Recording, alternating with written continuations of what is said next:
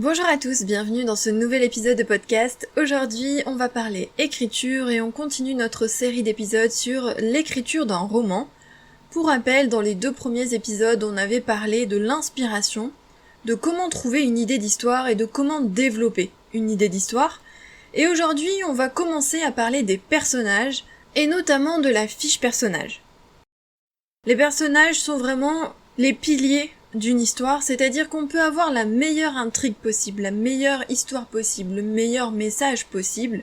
Si les personnages ne sont pas assez travaillés, s'ils ne sont pas réussis, si on n'arrive pas à s'identifier à eux, si on ne ressent pas de l'empathie pour eux, s'ils ne sont pas complexes, s'ils sont incohérents, si tout est illogique, alors l'histoire sera complètement gâchée. C'est-à-dire que pour pouvoir porter son histoire, il faut travailler ses personnages.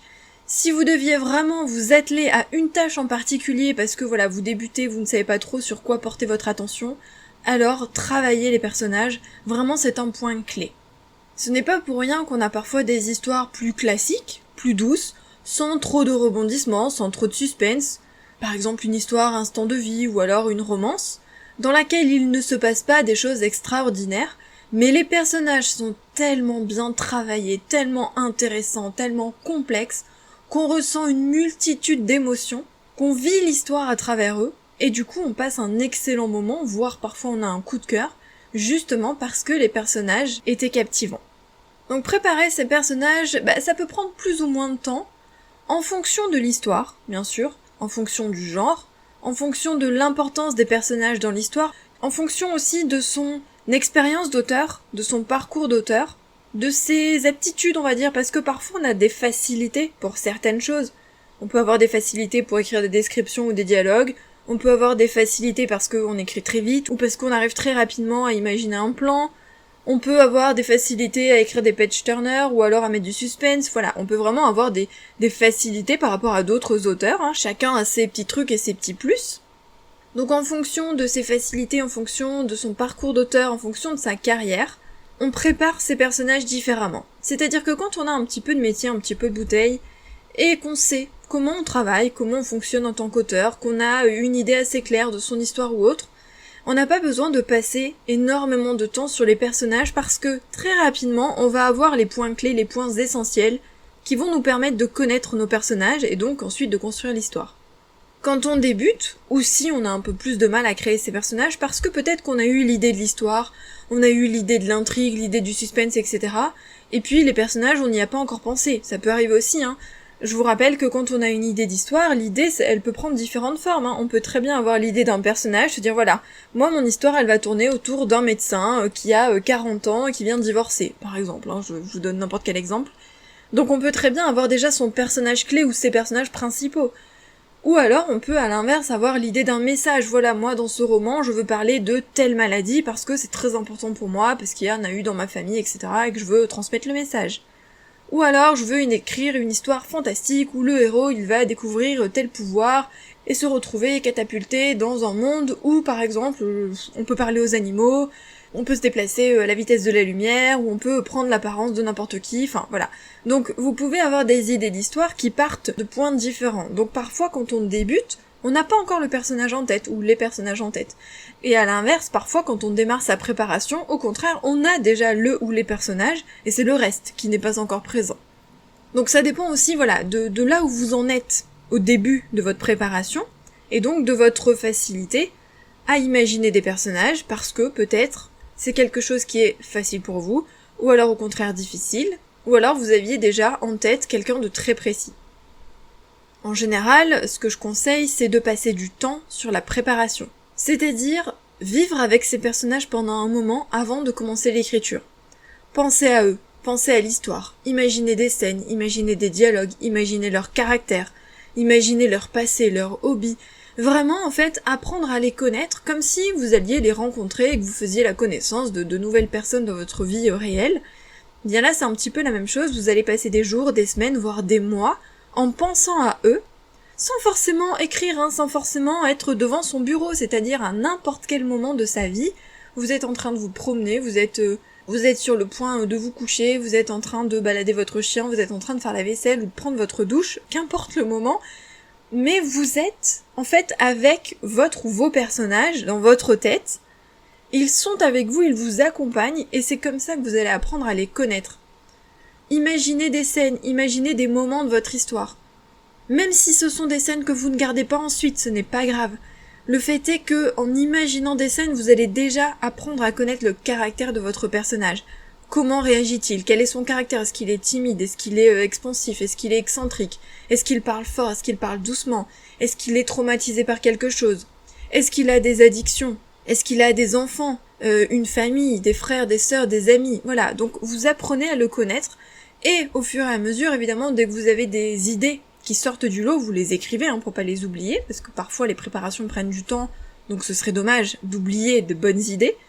Et au fur et à mesure, en fait, votre personnage va se dessiner. Vous allez avoir des éléments clés que vous allez probablement compléter par la suite, au moment de la préparation et même au moment de l'écriture, parce que pendant l'écriture, on découvre de nouvelles choses, et même on ajoute de nouvelles choses parce qu'on se dit « Ah tiens, ça ce serait trop bien si dans son passé il y avait eu telle chose, parce que pour faire avancer mon histoire là maintenant, ce serait facile de lier ces deux éléments. » Et donc vous allez avoir des points clés, des éléments qui vont arriver pendant l'écriture et que vous ajouterez à votre préparation.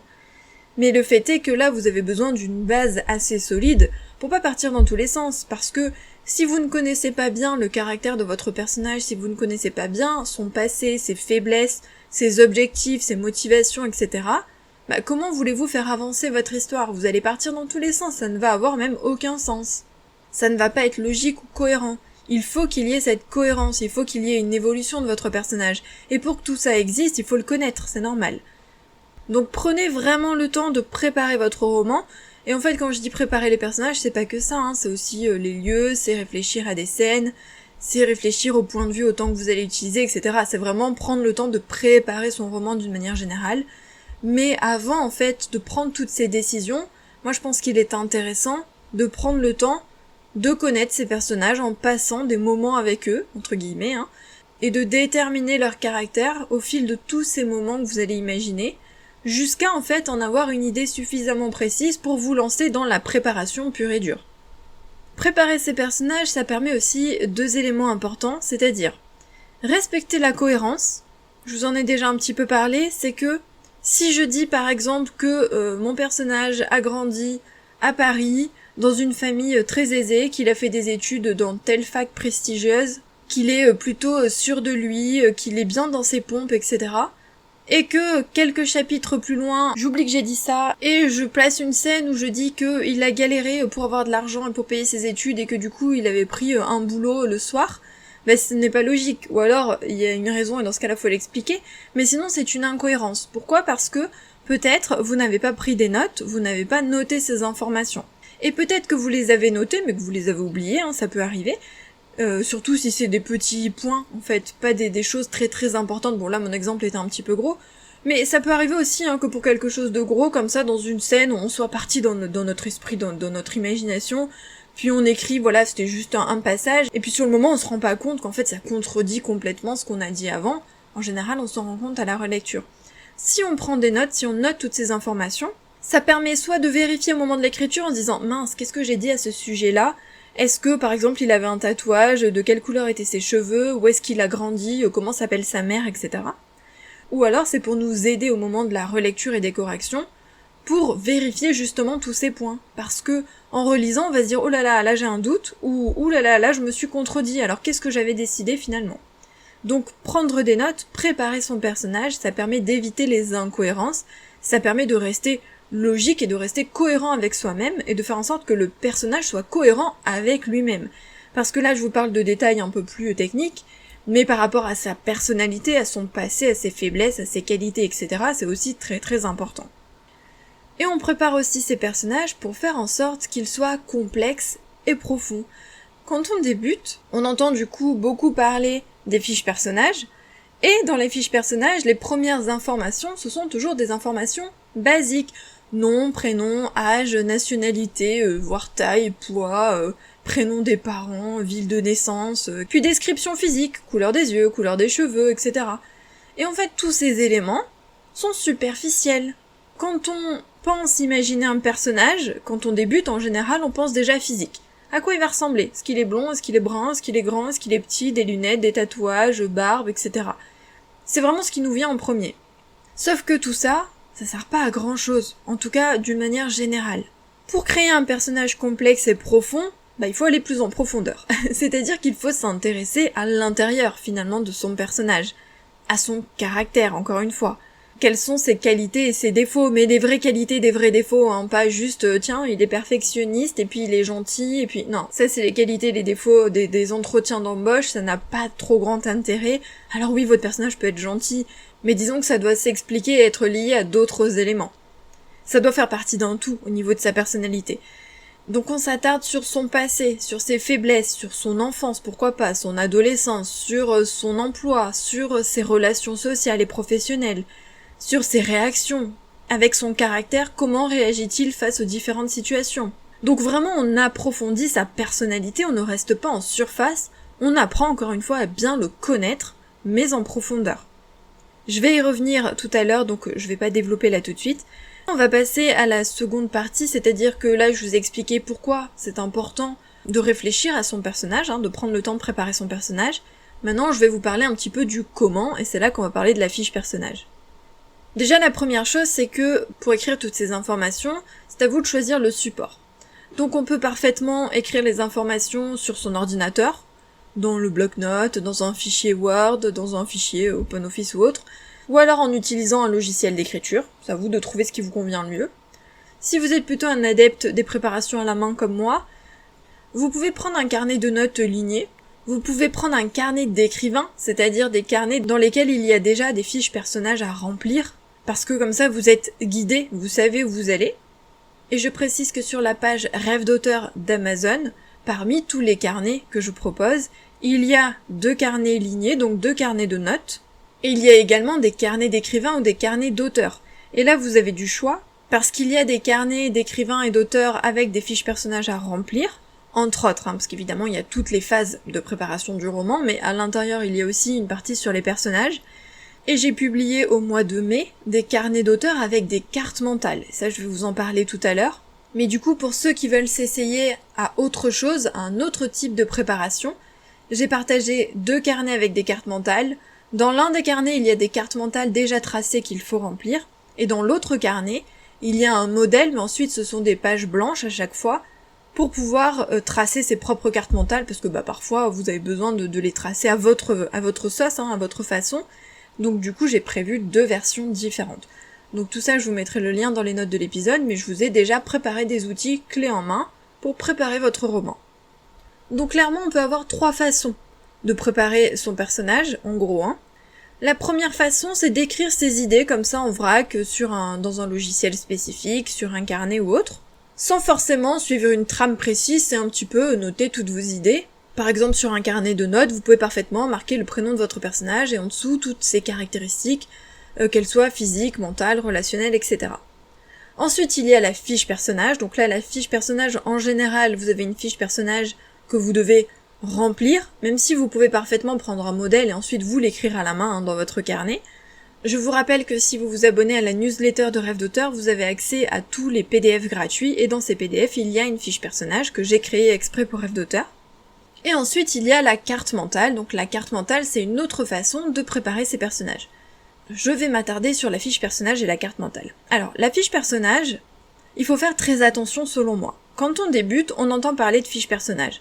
Je pense personnellement qu'il faut l'entendre au sens large. C'est-à-dire que la fiche personnage, on a tendance à voir la fiche, comme celle que je vous présente sur Rêve d'auteur, avec des informations à remplir, des espèces de cases, une carte d'identité du personnage, en remplissant des cases comme l'état civil, les caractéristiques physiques, la personnalité, la famille, les relations, etc. Et quand on débute et qu'on veut bien faire, eh bien on prend ces fiches personnages, et quand on commence sa préparation, on va s'atteler à remplir chaque case. Donc si je prends l'exemple de la fiche personnage de Rêve d'auteur, on a le nom, le prénom, le surnom, le genre, la date de naissance ou l'âge, le lieu de naissance, la nationalité et l'adresse. Ça c'est pour l'état civil. Ensuite, on a les caractéristiques physiques, taille, poids, corpulence, couleur de peau, couleur des cheveux, couleur des yeux, gaucher, droitier, état de santé, signes distinctifs. Après, on a par exemple les relations sociales et professionnelles. Meilleure amie, prénom, rencontre et depuis quand ils sont meilleurs amis, les amis d'une manière générale, les relations avec ses amis, les relations avec ses collègues, le comportement quotidien envers les autres. Après on a la vie quotidienne, animaux de compagnie, habitudes quotidiennes, déplacements, type de logement, etc., etc. Donc ces fiches-là sont très détaillées et complètes. Mais, parce que oui, il y a un mais, vous l'avez compris, elles peuvent devenir très superficielles encore une fois, c'est ce que je vous disais tout à l'heure. Parce que on va essayer de trouver des idées pour remplir cette fiche. Finalement, on va presque se dépêcher pour remplir tout ça en se disant « mince, ça va être quoi son plat ou sa boisson préférée ? Est-ce qu'il a des habitudes alimentaires ? Est-ce qu'il fait du sport ?» Et on va même remplir des cases qui n'ont aucune utilité pour notre histoire. Il y a des histoires dans lesquelles savoir quel est son plat préféré, ça n'aura aucun intérêt et on n'en aura rien à faire. Si j'écris par exemple, je sais pas moi, une histoire fantasy où le personnage va être catapulté dans un autre monde, quel est l'intérêt de savoir quelles sont ses relations avec ses collègues, par exemple, hein. Donc ces fiches-là sont complètes et détaillées, mais je pense, personnellement, qu'elles ne doivent servir que de base. C'est-à-dire que, en fonction de votre histoire, vous n'allez prendre que certains points de la fiche. Des points qui peuvent être utiles à votre histoire et au genre d'histoire que vous écrivez, parce qu'il y a des choses qui n'auront aucun intérêt pour votre histoire. Donc pour moi, prendre une fiche personnage et la remplir en totalité, ça ne sert à rien. Si vous êtes un peu perdu au début, vous pouvez essayer. Vous pouvez tester, hein, de toute manière, je vous le conseille tout le temps, c'est de tout tester. Moi j'ai testé une fois les fiches personnages. Je ne les ai testées qu'une fois, hein. Je vous le dis, c'était pas pour moi du tout. Mais alors pas du tout. J'ai détesté. Maintenant, je sais que ça peut être utile pour d'autres auteurs, évidemment. Le fait est qu'il faut faire attention, voilà, à ne pas rester en surface, et à bien s'attarder sur des points clés et des points utiles. Dans certaines histoires, savoir comment s'habille le personnage, quel type de coiffure il a, ou quelle est la relation avec ses parents ou autres, dans certaines histoires, ça n'aura pas d'intérêt. Donc on ne doit prendre dans ces fiches personnages que ce qui est intéressant pour son histoire. L'avantage d'avoir la fiche personnage, c'est de regarder tous les points, de se dire tiens, ça, est-ce que ça va me servir ou non, et donc de ne rien oublier. Faites attention également parce que il y a des fiches personnages qui sont aussi très longues. Ça m'est arrivé de tomber sur une fiche personnage qui faisait une 30aine de pages. Dans ce cas-là, c'est plus une fiche personnage, hein, c'est un vrai dossier, mais vous vous imaginez remplir 30 pages pour chacun de vos personnages principaux, voire secondaires, parce que parfois pour des personnages secondaires, ça peut être intéressant aussi de remplir les fiches personnages. Peut-être pas en totalité, mais en tout cas en grande partie, surtout si les personnages secondaires ont une grande importance dans l'histoire. Mais vous vous imaginez remplir 30 pages ? Et alors moi, autant vous dire que 30 pages, j'en oublie plus de la moitié, et ensuite, s'il faut chercher une information en tournant toutes les pages ou en les faisant défiler sur l'ordinateur, autant dire que ça va vite gonfler. Donc les fiches personnages, il faut quand même qu'elles soient un minimum condensées, pour que ce soit plus facile ensuite de les utiliser au moment de la préparation et de l'écriture, et même de la relecture. Donc, je récapitule, fiches personnages, pourquoi pas ? Choisissez des fiches personnages qui sont quand même assez complètes, c'est-à-dire où il y a vraiment des informations intéressantes. Je vous conseille évidemment celle de Rêve d'auteur. Ensuite, prenez les points clés, c'est-à-dire les points qui vont servir à votre histoire, et ne remplissez que ces points-là. Donc ne remplissez pas tout juste pour remplir, ça sert pas à grand-chose. Et ne restez pas superficiel, c'est-à-dire que l'apparence physique, etc. c'est bien joli, mais il faut aller en profondeur. Et donc quand on va en profondeur, et c'est ce que j'ai rajouté moi sur ma fiche personnage, on travaille les objectifs, la motivation, les enjeux, la faiblesse du personnage, son passé, son rôle dans l'intrigue, etc. Donc ces cases-là, moi je les ai mis dans la fiche personnage parce que savoir quels sont ses animaux de compagnie, quelle est sa coiffure, s'il a des tatouages et comment il s'habille, c'est bien joli, mais parfois ça sert à rien, donc il y a des éléments bien plus importants. Bien sûr, dans certaines histoires, la façon dont s'habille le personnage peut être important, hein, évidemment. Il y a peut-être une raison à tout ça. Pourquoi s'habille-t-il comme ça ? Est-ce que c'est en rapport avec son passé ou avec son métier ? Ça peut être intéressant. S'il a des tatouages, par exemple, dans les signes distinctifs, ça peut être pour une raison. Quelle est la signification de son tatouage ? Donc voilà, tous ces éléments qui peuvent sembler superficiels peuvent en réalité avoir un intérêt important. Encore faut-il le trouver, en fait. Faire en sorte que justement ces éléments soient importants pour l'histoire et pour le personnage. Et donc, deuxième façon, c'est la carte mentale. La carte mentale, c'est ce que moi j'utilise, d'ailleurs j'en ai beaucoup parlé dans la formation sur la relecture du fond, donc dans la formation de Rêve d'auteur. La carte mentale, si jamais vous ne visualisez pas beaucoup, on l'appelle aussi mind mapping. Je vous invite à chercher sur Google, vous allez trouver plein d'images différentes. Il y a plein de façons de les présenter. Moi je reste très simple, c'est-à-dire que je mets l'idée principale au milieu, alors là en l'occurrence ce serait le prénom du personnage, et ensuite j'ai des flèches qui partent autour de mon prénom, et j'ai des petits blocs, c'est-à-dire qu'il va y avoir un bloc où je vais parler de la base, c'est-à-dire l'âge de mon personnage, la taille si jamais c'est intéressant, la couleur de ses cheveux ou de ses yeux, ce genre de choses. Après je vais avoir une case avec son métier, son parcours, ses études, une autre case avec ses relations, donc famille, amis, des choses comme ça. Et donc du coup, ma carte mentale n'est que sur une page. Une seule page. Je n'ai pas besoin de tourner les pages, j'ai toutes mes informations sur une page en un coup d'œil. Pour moi, c'est le plus important parce que je suis, et je vous l'ai déjà dit, visuelle. Je mets des couleurs dans tout ce que je fais. Si je prends des notes, etc., je mets des couleurs, je souligne, j'aère, je laisse des espaces. Dans mon planning, c'est pareil, il y a une organisation très précise et je sais où se trouve chaque élément. Donc moi je suis très très visuelle, il faut que ce soit cadré et il faut qu'en un coup d'œil j'ai les informations. Si jamais je dois tourner des pages, chercher, etc., j'oublie tout, je m'en souviens plus, je sais plus que j'ai noté ça, je retrouve plus les informations. Donc la carte mentale, pour moi, c'est extrêmement utile, c'est ce qui me convient le mieux. Ça veut pas dire que c'est le cas pour vous, hein, mais peut-être que oui, peut-être que ça va vous aider. Peut-être que ça va juste vous aider à réfléchir, à prendre des notes avant de remplir une fiche personnage, pourquoi pas. Peut-être que ça va être la nouvelle chose qui va vous servir à préparer vos romans, et peut-être que vous n'allez pas du tout aimer et pas les utiliser. Pas de souci. Moi je vous propose des techniques, parce qu'on est tous différents, et que peut-être que la fiche personnage classique ça ne vous convient pas, et que du coup la carte mentale ça pourrait tout débloquer. L'avantage de la carte mentale c'est qu'elle permet de tout préparer, hein. On peut représenter ses idées, on peut représenter ses recherches, les thèmes, les personnages, les lieux, les ambiances, on peut vraiment tout préparer. On n'est pas limité. Après, vous pouvez aussi faire des cartes mentales sur des feuilles plus grandes, sur un tableau ou autre. C'est-à-dire que au niveau de la taille, vous pouvez très bien en faire des petites ou des grandes, voilà, ça dépend. Le fait est que du coup, la carte mentale, visuellement, c'est très pratique, on a toutes les informations en un coup d'œil, et ensuite c'est condensé. Ça permet vraiment de se focaliser sur les points clés, les points essentiels, ce que je reprochais du coup à la fiche personnage classique, qui nous oblige, entre guillemets, à remplir plein de cases parfois inutiles. Au moins, là, dans ma carte mentale, je n'écris que ce qui est utile pour mon personnage et pour mon histoire. Dans la formation sur la relecture du fond, j'ai mis des photos, des cartes mentales que moi j'utilise, c'est des photos brutes de chez Brut, c'est-à-dire que j'ai photographié vraiment la préparation de l'un de mes romans. Donc j'ai mis quelques photos de cartes mentales pour donner des exemples, mais bon, si vous allez sur internet, il y en a plein. Et dans la newsletter de Rêve d'auteur de mémoire, j'avais aussi envoyé des sites sur lesquels on peut créer des cartes mentales. Donc si vous voulez y avoir accès, il suffit de vous abonner à la newsletter et ensuite vous aurez accès à la bibliothèque privée dans laquelle il y a toutes les newsletters que j'ai déjà envoyées. Pour terminer sur la préparation, il y a un autre élément qui est extrêmement important et dont on ne parle quasiment pas quand on vous explique comment préparer en fait des personnages, comment préparer un roman. Ce sont les questions de personnalité et les questions de situation. Dans la bibliothèque privée de Rêve d'auteur, donc toujours pareil, on s'abonne à la newsletter, on a accès à la bibliothèque, j'ai partagé un document qui s'appelle « Connaître ses personnages en 30 questions ». Il faut s'imaginer poser les questions à son personnage pour apprendre à le connaître un petit peu. Il y a des questions qui seront encore une fois pas très utiles pour votre roman, d'autres oui, mais l'idée c'est vraiment d'essayer d'apprendre à le connaître comme on essaierait de connaître un ami, et donc de creuser sa personnalité.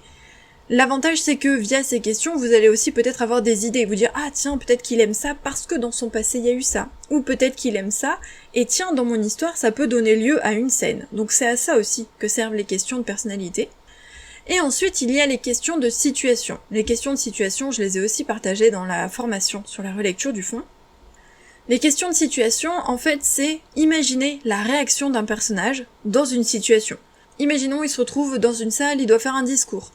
Comment va-t-il réagir? Est-ce que c'est quelqu'un de timide ou non? Est-ce qu'il va être à l'aise? Est-ce qu'il va trouver ses mots? Est-ce qu'il aura préparé son discours ou non? Etc. Il est témoin d'un accident. Il y a un accident devant lui, qu'est-ce qu'il fait? Est-ce qu'il s'enfuit? Est-ce qu'il détourne les yeux? Est-ce qu'il appelle les secours? Est-ce qu'il se précipite pour aller aider les gens? Évidemment, vous pouvez en imaginer plein de questions de situation, mais moi j'en avais partagé 10 de mémoire. Et en fait, ça permet vraiment, encore une fois, de creuser, de se dire, voilà, par rapport à la personnalité de ce personnage, comment réagirait-il dans telle situation? Parce que deux personnages ne vont pas réagir de la même façon.